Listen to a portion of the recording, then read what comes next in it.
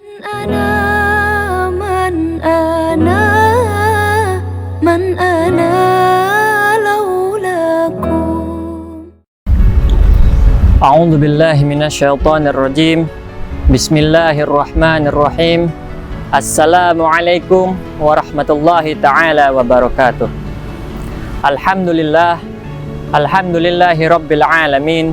Wabihi nasta'in wa ala umurid dunya waddin. Allahumma salli ala Sayyidina Muhammadin al-Mukhtar wa alihil abhar wa ashabihil akhyar adada ni'amillahi wa ifdali. Pemirsa yang dirahmati oleh Allah Subhanahu wa ta'ala, disebutkan di dalam sebuah ungkapan, al-aqlus salim fil jismis salim, mensana in corpore sano. Ini adalah sebuah ungkapan Latin yang mana artinya akal yang sehat terhadap di dalam jiwa yang sehat.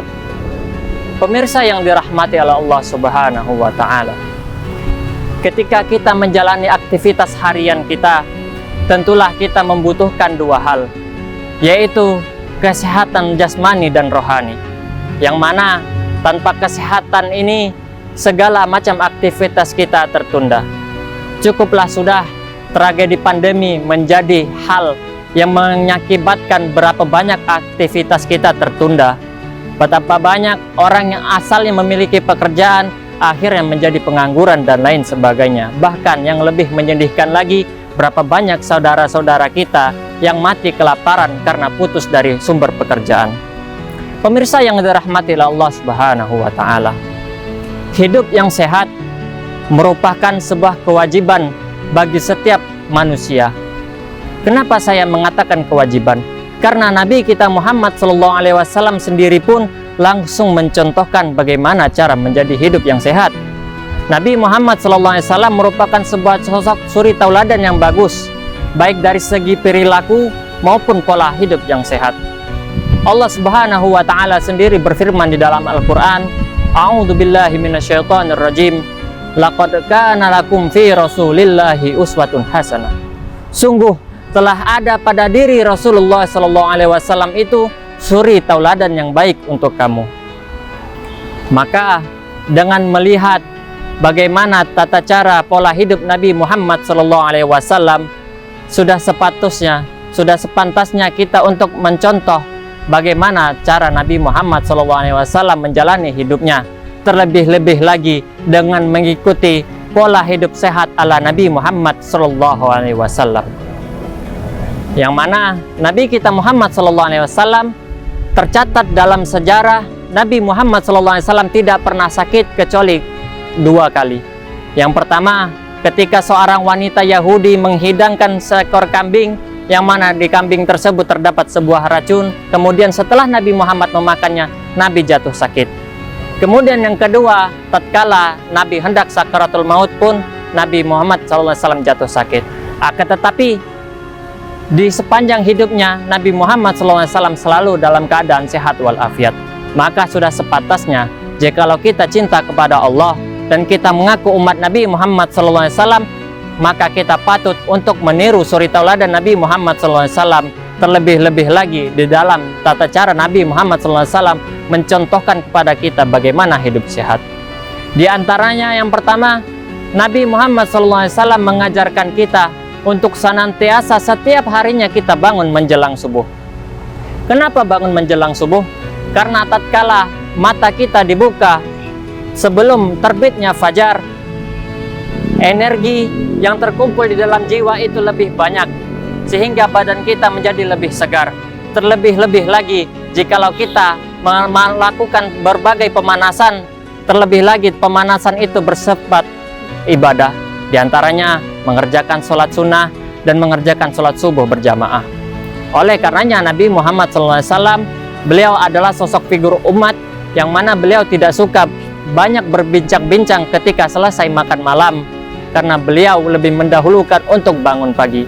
Rasulullah SAW bersabda, burika ummati fi bukuriha. Sesungguhnya umatku diberkahi pada setiap paginya. Maka tak heran orang yang rajin bangun pagi, maka rezekinya dijamin oleh Allah Subhanahu wa ta'ala. Dan rezeki ini bukan hanya soal material saja, akan tetapi tentang kesehatan pun juga termasuk rezeki dari Allah Subhanahu wa taala. Kemudian yang kedua, Nabi Muhammad SAW mengajarkan kepada kita untuk senantiasa menjaga kebersihan. Karena lingkungan yang kotor menyebabkan timbulnya berbagai macam penyakit. Oleh karenanya, Nabi Muhammad SAW bersabda, "At-tahuru syatrul iman." Sesungguhnya kesucian ataupun kebersihan merupakan sebagian dari keimanan.